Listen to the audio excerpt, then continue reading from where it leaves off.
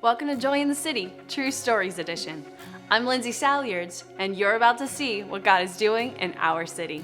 Coming up, we talk to Martin Garrett concerning the outreach to hurting kids and their families known as Easter for Eli. My son was in the hospital, which is Elias, fighting T-cell non-Hodgkin's lymphoma. Martin continues to tell us what he and many others do every Easter in memory of his son Eli. All that and more coming up now on Joy in the City, True Stories. God is on the move, hallelujah. God is on the move in many mighty ways. God is on the move, hallelujah. God is on the move today. Today we take a few minutes to look at the Easter season a little differently. We talked to Martin Garrett concerning the Easter basket outreach for hurting kids and their families. Troy Ferguson spent some time recently with Martin as he talks about the simple concept yet expansive outreach called Easter for Eli. Give us a little background on this whole thing and the journey of how we got to where we are today. My son was in the hospital, which is Elias, 8 years ago, fighting T-cell non-Hodgkin's lymphoma. He spent two Easter holidays over his fight battling cancer. And over those 2 Easters, my aunt had worked at Warnaco. And those 2 years, her and a few of her employees would make Eli a basket for Easter. And at the same time, they were like, hey, let's make 10 or 12 extra baskets, and we can give them to the other kids in the oncology floor.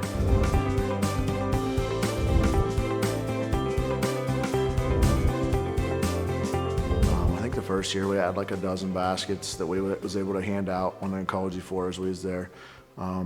After that, the second year, I think maybe 20 baskets. The ladies had a little fundraiser, bought some stuff, put baskets together. After the second year, Eli passed away on May 7th of that year.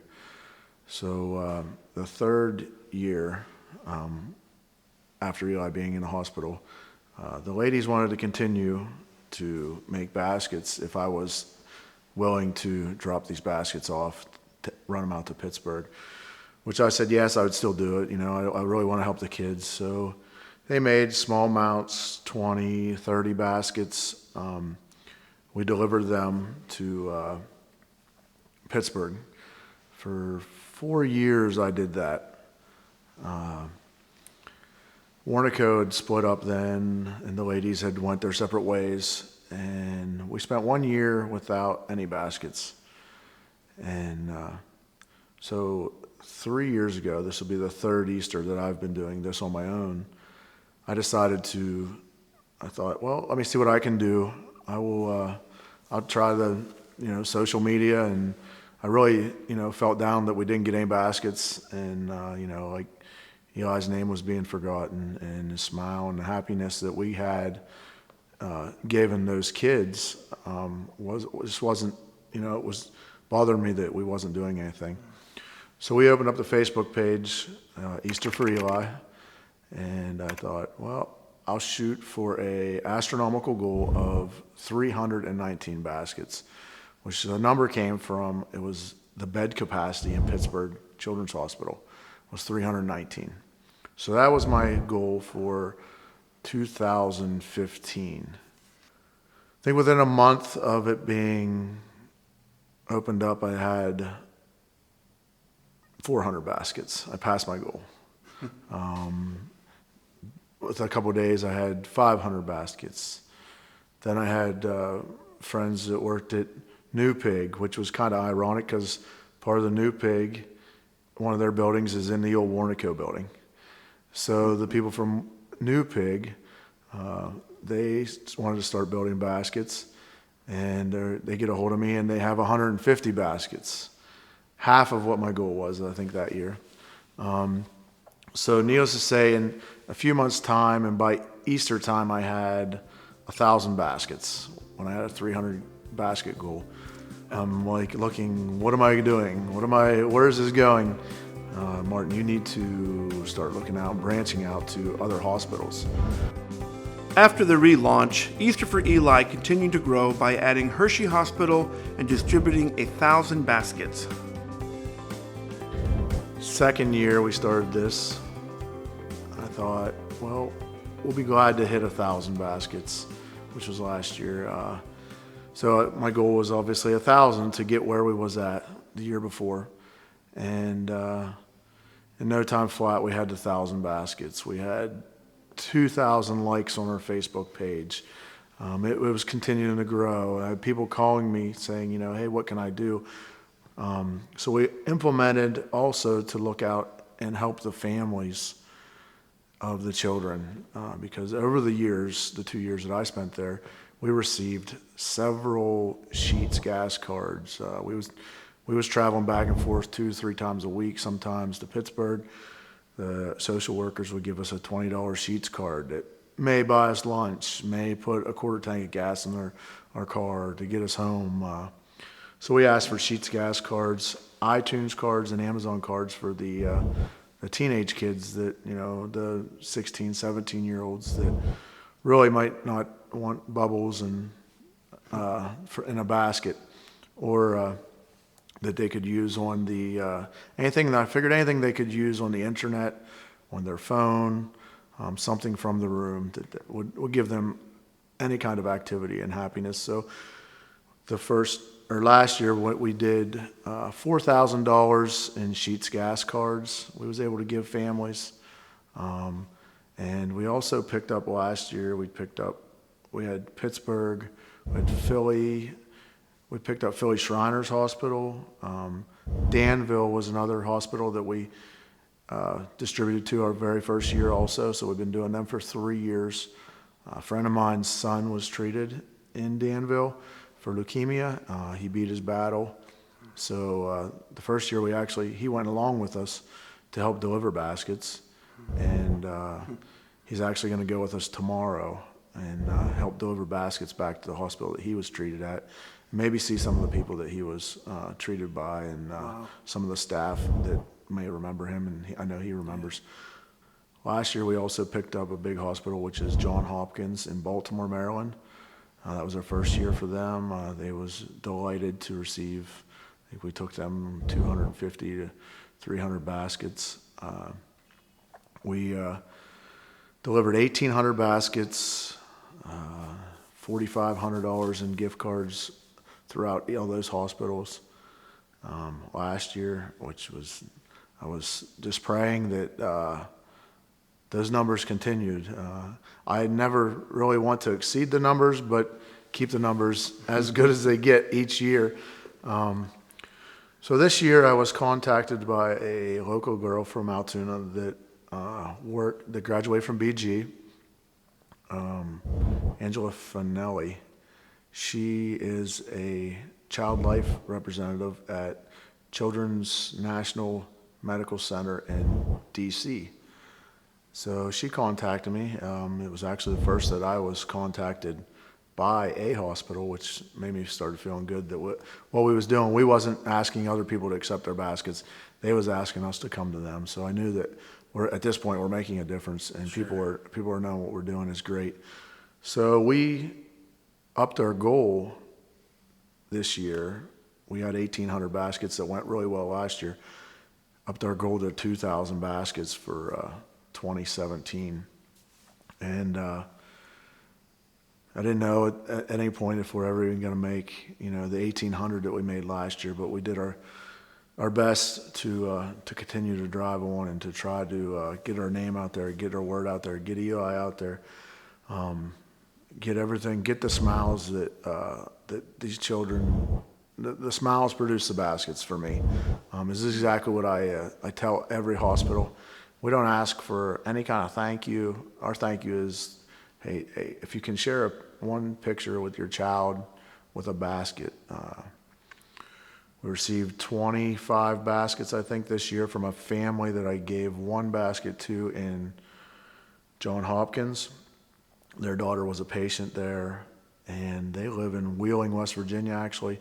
They drove from Wheeling to Everett to one of my drop sites and dropped off a carload of baskets. So, I mean, they're paying it forward there. Yeah.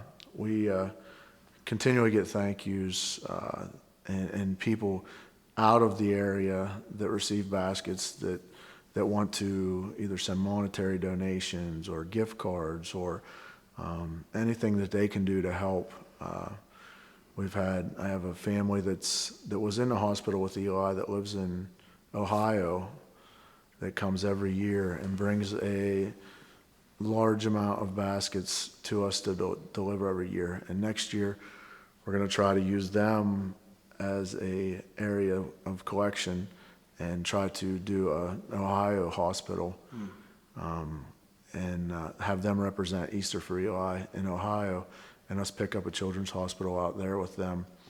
So our goal of 2,000 baskets in 2017 has been surpassed, and I think we're right close, plus or minus 100, because we don't always count. We try to, but sometimes we lose count, and I think we're at 2,500 plus baskets this year. Wow.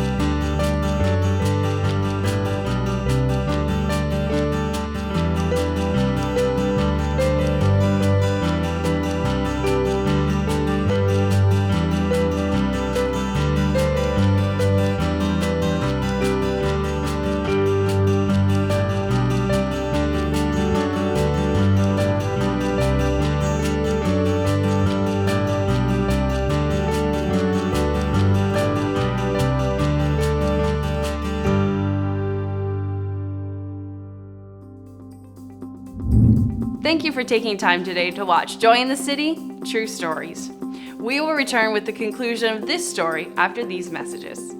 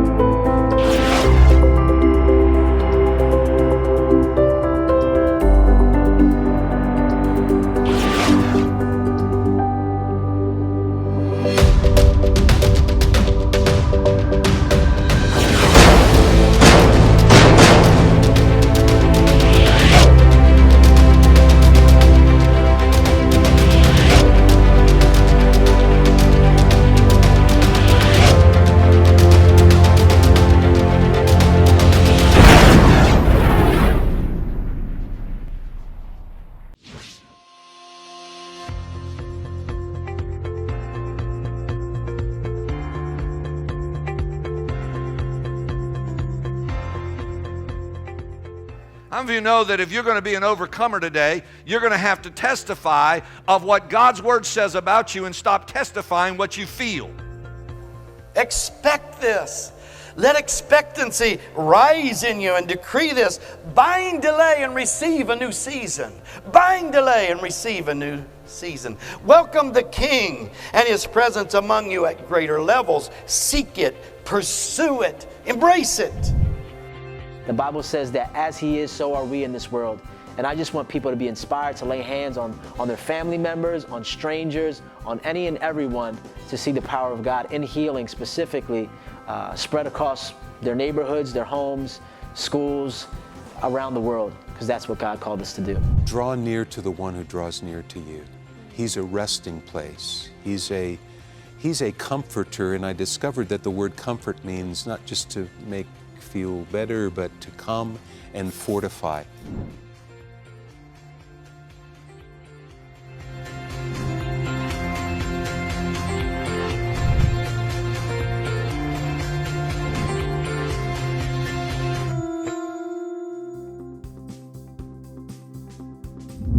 If you know of an organization or a person having an impact on our community, we want to hear about it.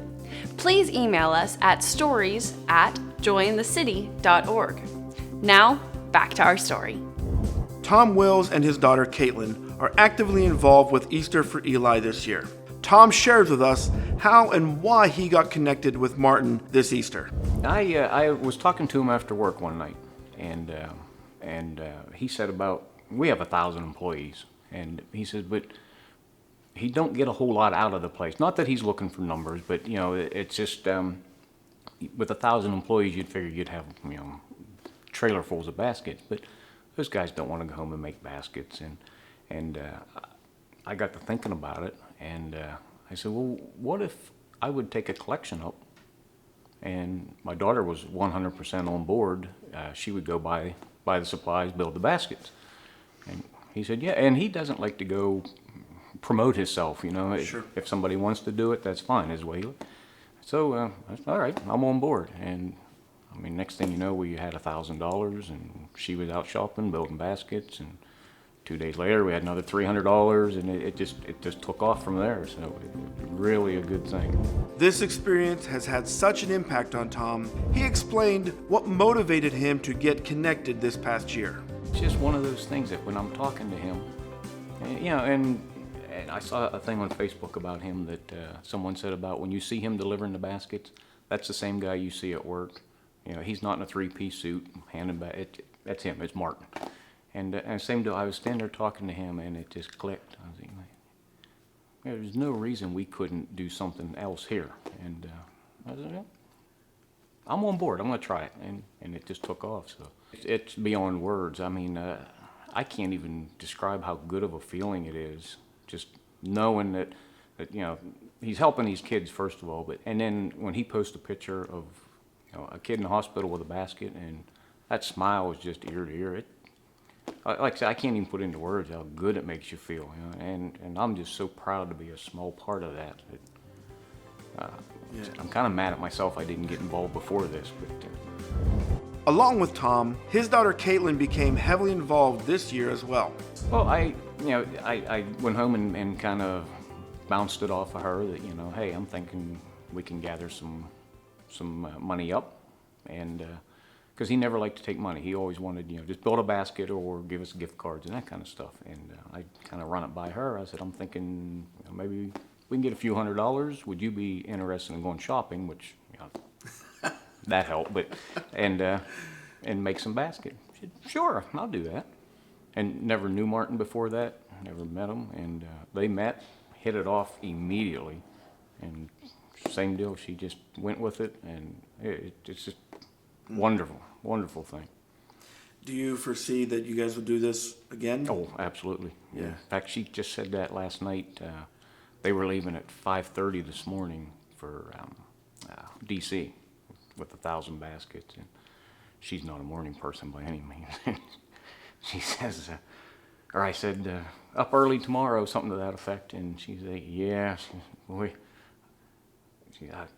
I'm going to do it next year, but I'm not happy about this getting up at 4 in the morning. I said, laughing about it. Sure. Yeah, she's on board 100%. So what did she do? What was she getting up early? Did she go on the trip? She goes with them, yeah, to deliver them. Yeah, and that was, I kind of, she come off with this one night, you know, and just like overheard her, and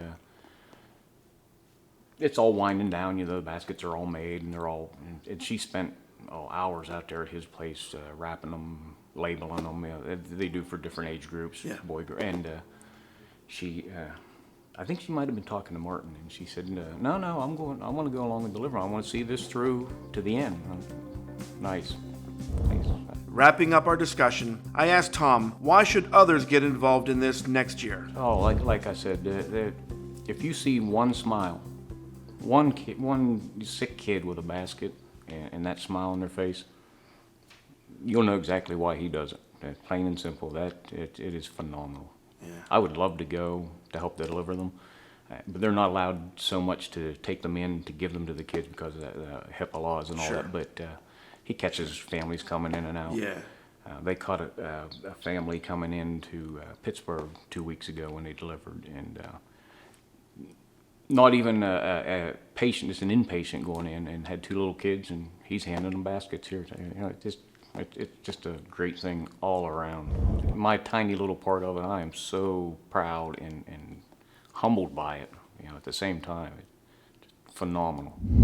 We also try to do all the local places. We've done the Brian Morden Foundation, which Brian Morden was a child that passed away at, I think, the age of 18. He went to Altoona. His mom, Dawn Morden, runs that foundation. I met her when Eli was in the hospital. She represents any local child that is fighting cancer. We help out the Gloria Gates Foundation, the after-school program. Tony, the representative from the Gloria Gates Foundation, came out last evening, and she picked out 63 baskets for each one of their after-school students, I guess, and she'll be delivering them to all those children. We also help out the Bergey's Low Life Riders and all their previous recipients and tentative recipients that they're going to be benefiting or have benefited. Something I've asked for this year, the baskets now, we're trying to get them labeled when people build the baskets to label them with an age range, gender and age range. So whenever the staff at the hospital has a mass of 600 baskets and they have a kid that they need to, a kid might be walking out the door, can we grab a basket for a 4 to 8 year old, you know, a 5-year-old boy? They're not grabbing an infant basket or a teenage basket. So that's something we added this year. We label each basket with Easter for Eli on the basket. And I personally get to talk to, I'm at every hospital, so I get to talk to each staff and just give them a little bit of a rundown on Easter for Eli if they're new. And, you know, I tell them all we ask for is a picture. If the family, I understand the staff can't post a picture. You know, we don't want any kind of problems there. So just each basket is labeled with our Facebook page, and we try to get the families to, if they will, post pictures. And we get a small percent of return on that, but that 1% of return is definitely worth it. I mean, I have people that say, hey, that's the basket I built, and you know, they might have made one basket this year, and next year they're going to make 10 baskets because of that. So I try to let everyone know, you know, with every basket we see in the basket builders, because, you know, this is the first year that I ever built a basket. The Bearded Villains group of bearded men that help do a chapter, they help with all kind of community help. I had guys come from Pittsburgh area, from the York area, and their families, they brought their families to my house, and with all the monetary donations that I got, we went, previously I went shopping and bought thousands of dollars worth of contents and baskets, and these guys showed up to my house, and in no time at all, we knocked out 150 baskets. It's pretty interesting seeing a bunch of big bearded men build really nice pink baskets, but that's what they do. And that's their whole idea is to, get that idea out that, they're there for the good too, just because we have beards, and we're not bad guys. Sure. I like to, this is all about happiness and seeing a joyous moment with the basket. And for me to see the happiness on the build side of the basket is just as necessary as, the recipient. It's incredible how many organizations have gone above and beyond with this outreach, including Scissorhands, who planned for an entire year. Given this, Martin estimates the value of all that has been donated. I threw a number yesterday of 2,600 baskets if we would put it at the very slightest. I'm looking at a $20 basket. 2,600 baskets at $20 is $52,000 worth of monetary donations. And like I said, there's very few baskets that are only $20. But like I said, I don't even like to put a monetary price on it, because I don't want anybody to feel that they can't make a $10 basket. And if they want to donate a $5 Sheets card, that's fine. Everything helps. Sure. So this isn't about any kind of money, and I don't want anyone to feel that they got left out because they didn't have enough money to help me out. So, if they can put together a $10 basket with their family, that's fine with me. Even though you may not be able to contribute time or resources to this outreach this year, we encourage you to look them up on Facebook by searching for Easter for Eli. You'll see many more pictures and stories of how this is impacting kids and their families throughout Pennsylvania, as well as a few neighboring states. In the future, if you are interested in helping in the manner of building baskets, donations, or just giving of your time, you can connect with Martin through the Facebook page as well. True stories are the foundation of why this television program exists. If you would like to share your story with us, simply email us at mystory@joyinthecity.org, and our team will follow up with you soon. That's all the time we have today. Thanks for watching Joy in the City True Stories. I want to encourage you to join us every weekday at 9:30 a.m. We'll start the week off with a recent challenging message from Pleasant Valley Assembly, Monday and Tuesday mornings. Then, on Wednesday and Thursday mornings, at the same time, we'll dig into the archives of other messages, testimonies, and ministry programs. Finally, we'll conclude the week with another inspiring story as you saw today. So be sure to tune in every weekday at 9:30 for Joy in the City, and be encouraged, because God is moving in our city. God is